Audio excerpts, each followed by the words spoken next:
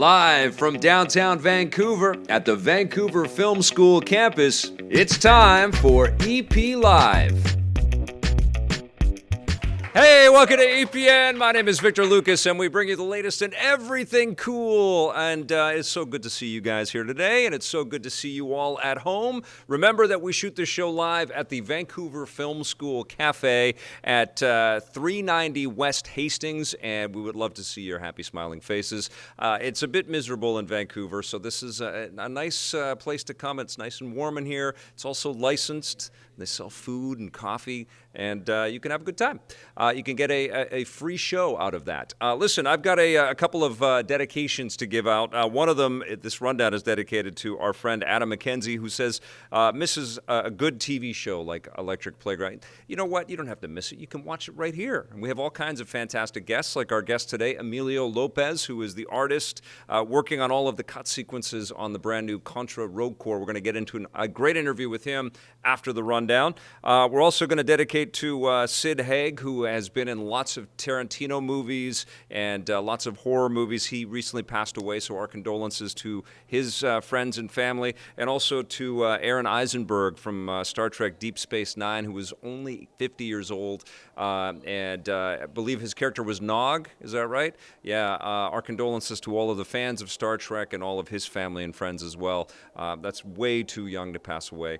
But also, I want to give a special shout out to my buddy Paul Adamson, who reached out and said he wanted to give me a gift. And this is what he gave me. It is a Batman NES cartridge where it looks like Batman is busting out of the cartridge. It's made by a toy maker.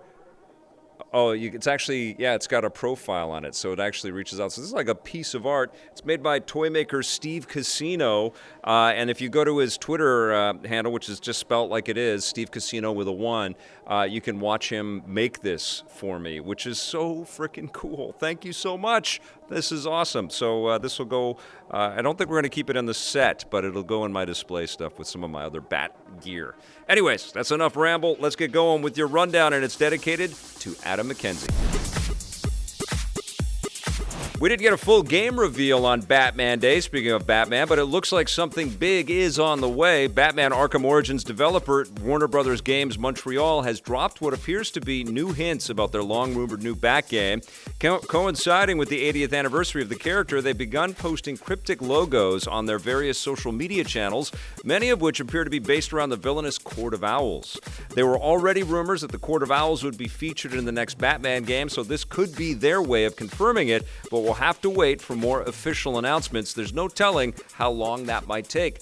I am one of those guys that loved what that team did on Batman Arkham Origins. Yes, it might not be up to the standards of the Rocksteady stuff, but they did some really, really cool stuff with Origins. I like the detective mode. I like the storytelling. They had a fantastic Deathstroke sequence in there. They cast different actors in the roles, but they did a great job. That was Troy Baker and Roger Craig Smith.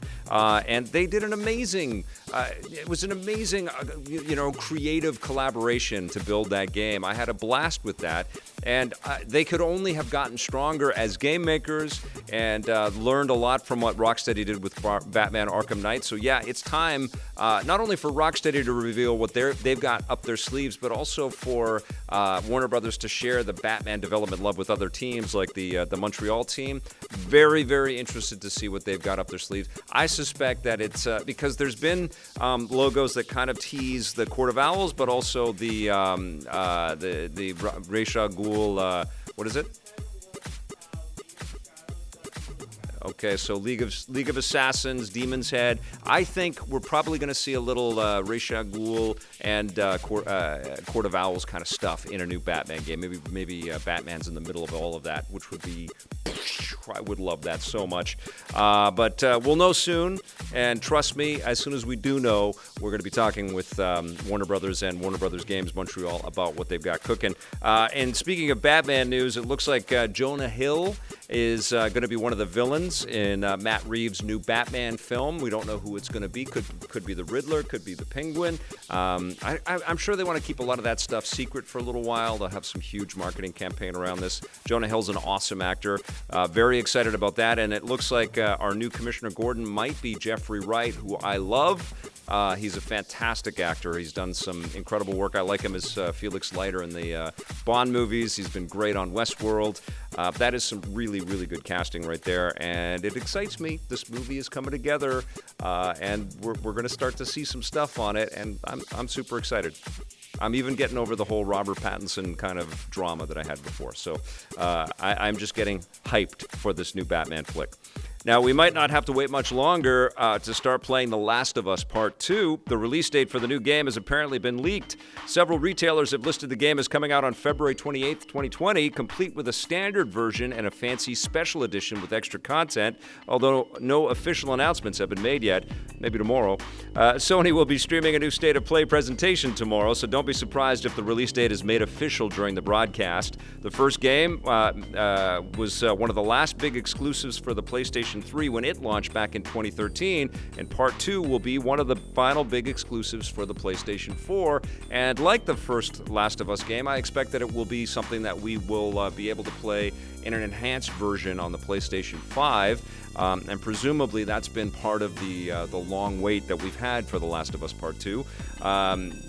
Neil Druckmann has been posting all kinds of little teases, speaking of posting teases, all kinds of teases about revealing more about this game very soon. So check back with us on Wednesday's show. We should have lots to talk about with The Last of Us Part 2. Now it looks like Borderlands 3 is already earning its developers a huge pile of loot. Gearbox and publisher 2K Games have announced that Borderlands 3 has become the fastest-selling game ever released by 2K, shipping 5 million units to stores. They haven't said how many copies have actually been sold, but have said that the new game has more than doubled the launch window sales of its predecessors, Borderlands 2, which went on to sell more than 22 million units. And what signals a growing trend in the industry, 2K also says that no less than 70% of Borderlands 3's sales have been on digital rather than physical media, likely due to the PC version being an Epic Game Store exclusive. I'm going to have my review of Borderlands 3 in this episode, so stay tuned for that. I'm not surprised by the reception to this game. It's been 7 years, I think, since the previous Borderlands title, not counting all the re-releases and all the stuff that Gearbox has been doing. And one of the questions that Blake posed in the script here is, would it have been a bigger hit if it was on more platforms, presumably also on Steam and maybe even a Nintendo Switch version of the game, or a VR version of the game, which they did Borderlands 2 in VR.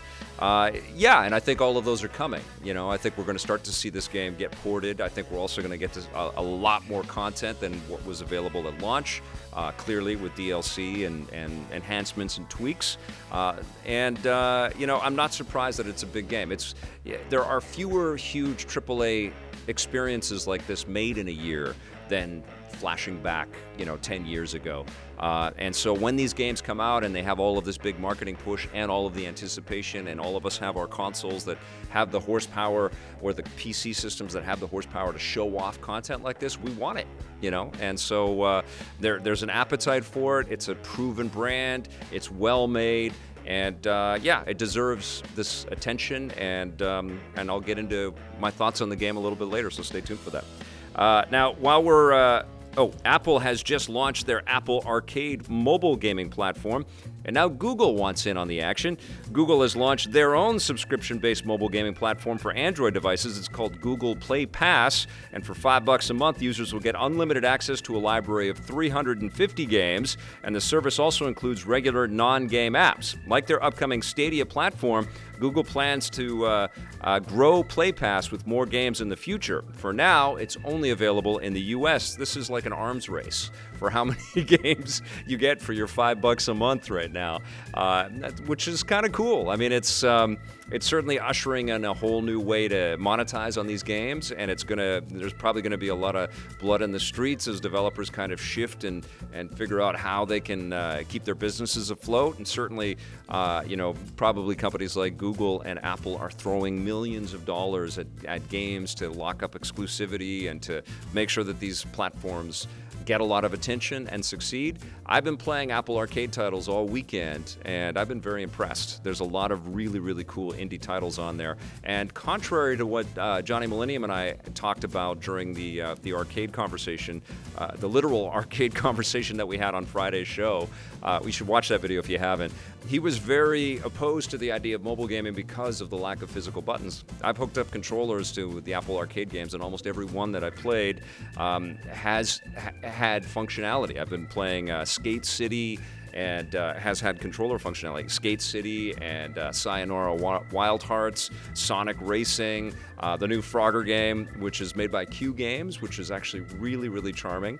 There's a lot of good titles. I'll be talking more specifically about those games over the coming days, but yeah, this new move away from microtransactions and loot boxes and all these crazy in-game economies with a free-to-play kind of quote on the titles to a subscription-based, you get everything you want and you can play them offline type of model, which is what's happening with Apple Arcade and Google Play Pass, is very exciting and gives us a lot to talk about. Now, we're still waiting to find out about the next-gen consoles, but it looks like they're going to be green. Sony and Microsoft have both revealed that their upcoming consoles will be more environmentally friendly. Microsoft says the next Xbox, codenamed Project Scarlet, will be carbon neutral, meaning that the amount of carbon released during the making of the device will be removed by Microsoft somewhere else in the world, and that will create a net zero footprint. Sony, on the other hand, says that the PlayStation 5 will be much more energy efficient than its predecessors, particularly when gameplay is paused or suspended. Both the next-gen Xbox and PlayStation 5 are expected to hit stores next year. This is great news. It's something that I would love to see more of the video game industry kind of not only adopt, but tell the world about. And quite frankly, climate change is such a crisis for all of us around the world that it would be great to see games tackle this. Maybe shift away from the zombie apocalypse and to focus a little on the literal apocalypse. Like, how are we going to deal with cities that are underwater and the lack of food and all of these pressures that we're all waking up from nightmares with every night. But in addition to content being focused on not only the horrors of what may befall us, maybe we can also talk about some of the solutions in some of that game content. It'd be great to see things like this with consoles, and Nintendo's actually got a really cool building, which we should talk about in some future episode of EP, where they're incredibly energy efficient, and they've got a lot of green space. They've got